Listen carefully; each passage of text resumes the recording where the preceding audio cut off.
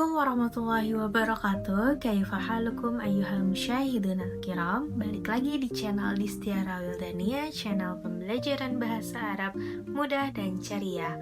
Pada pembelajaran kali ini, kita akan belajar tentang fi'il mudhari. Apa itu fi'il mudhari? Yuk kita simak. Tapi sebelumnya, jangan lupa like, comment, and subscribe. Sebelum masuk kepada pembahasan fi'il mudhari, kita tentunya harus tahu dulu dasar dari pembelajaran bahasa.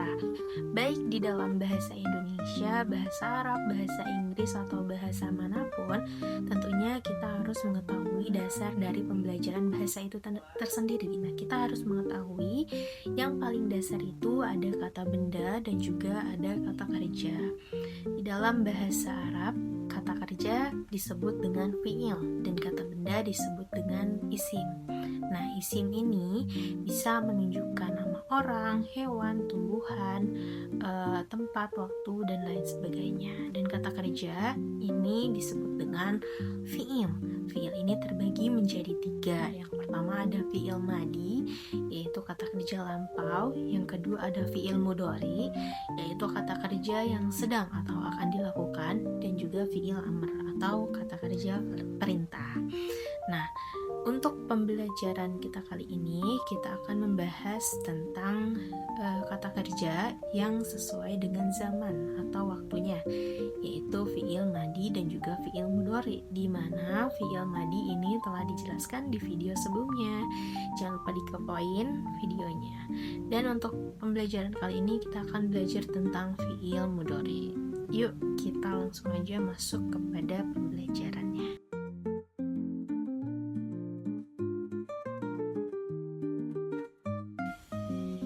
Pengertian dari fi'il mudhari itu sendiri adalah kata yang menunjukkan perbuatan atau pekerjaan yang sedang atau akan dilakukan. Nah, adapun untuk ciri-ciri dari fi'il mudhari itu sebagai berikut.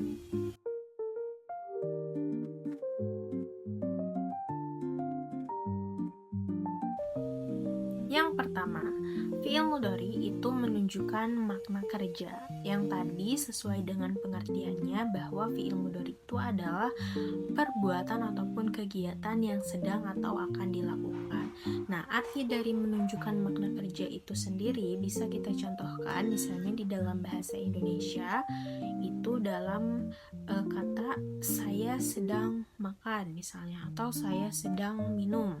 Nah, di situ kita bisa lihat kan bahwa kata tersebut itu menjelaskan atau memiliki makna kerja. Contoh di dalam bahasa Arab, yadhhabu ilal madrasah, dia laki-laki sedang atau akan pergi ke sekolah. Dari kalimat itu juga bisa kita lihat bahwa kata yadhhabu di situ menunjukkan sebuah pekerjaan, yaitu sedang pergi. Next. Yang kedua, ciri-ciri dari fi'il mudhari yang kedua itu adalah diawali dengan huruf mudhara'ah. Apa itu huruf mudhara'ah? Jadi huruf mudhara'ah ini adalah huruf pembuka dari fi'il mudhari. Terdapat 4 huruf. Yang pertama ada hamzah, yang kedua ada nun, yang ketiga ada ya, dan yang keempat itu ada ta. Nah, huruf-huruf mudhara'ah ini hanya terdapat pada fi'il mudhari yang penggunaannya itu disesuaikan dengan domir-domir yang dipakai. Untuk penjelasan lebih lanjutnya nanti kita akan bahas lagi. Untuk ciri-ciri fi'il mudhari yang ketiga yaitu dapat atau tidak selalu diawali dengan huruf sa atau saufa. Nah, sa dan saufa ini memiliki arti akan, tetapi penggunaannya berbeda. Ketika kita menggunakan huruf sa saja itu artinya akan, tetapi maknanya itu dalam jangka waktu yang dekat. Contoh, sa'adhabu ilal madrasah, saya akan pergi ke sekolah. Nah, yang selanjutnya adalah menggunakan saufa. Nah, kata saufa ini memiliki arti akan, tetapi dalam jangka waktu yang lama. Contohnya, saufa adhabu ilal madrasah, itu artinya saya akan pergi ke sekolah, tapi nanti. Jadi ada jangka waktu ataupun ada jeda waktu yang cukup lama. Dan ciri-ciri yang terakhir itu adalah fi'il mudhari dapat berubah bentuknya sesuai domir yang digunakan. Nah, domir itu ada apa aja teman-teman? Domir itu ada 14 ya, ada huwa huma hum, hiya huma hunna, anta antuma antum, anti antuma antunna, ana nahnu.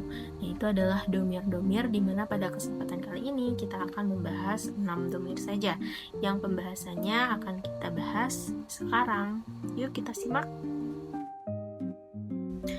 Oke, baik. Nah, pada kesempatan kali ini kita akan membahas 6 domir terlebih dahulu, yaitu ada huwa yang artinya dia laki-laki, ada hiya yang artinya dia perempuan, ada anta yang artinya kamu laki-laki, ada anti yang artinya kamu perempuan, ada ana yang artinya saya, dan juga nahnu yang artinya kita. Nah, kita masuk kepada yang pertama, yaitu huwa yang artinya dia laki-laki. Nah, huwa ini, domir huwa ini dicirikan dengan huruf mudhora'ahnya itu adalah huruf ya.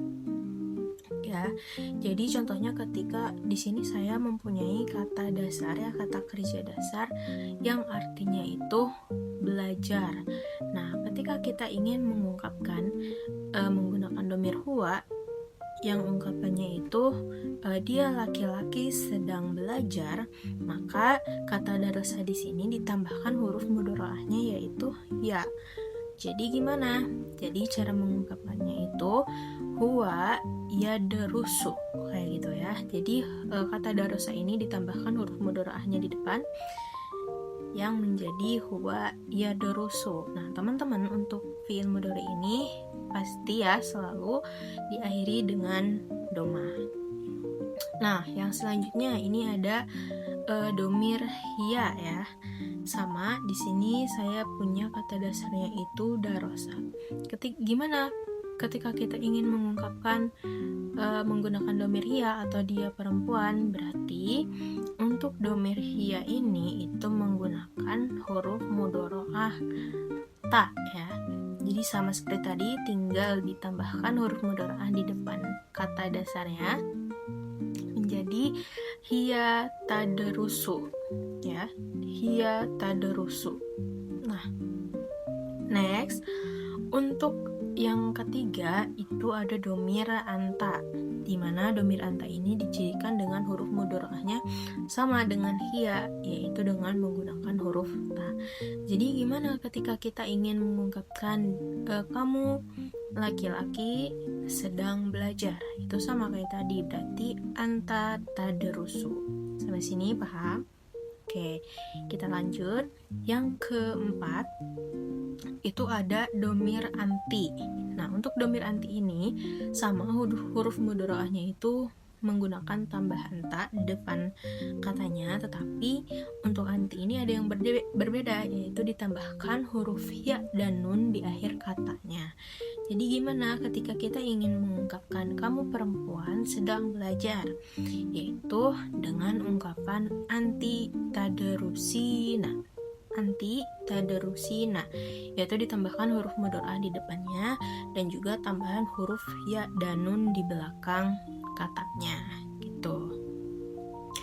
Lalu yang selanjutnya ada domir ana, di mana domir ana ini dicirikan dengan huruf mudhora'ah yaitu hamzah. Nah, gimana ketika kita ingin mengungkapkan saya sedang belajar, maka di situ ungkapannya dengan ditambahkan huruf mudhora'ah hamzah di depannya menjadi ana adrusu ya, ana adrusu. Oke, dan yang terakhir itu ada domir nahnu, di mana domir nahnu ini diawali dengan huruf mudhora'ah nun atau na ya. Jadi gimana ketika kita ingin mengungkapkan kami sedang belajar, maka ungkapannya itu dengan nahnu nadrusu. Nah, seperti itu teman-teman untuk contoh penggunaan di dalam domir-domir yang tadi telah dijelaskan.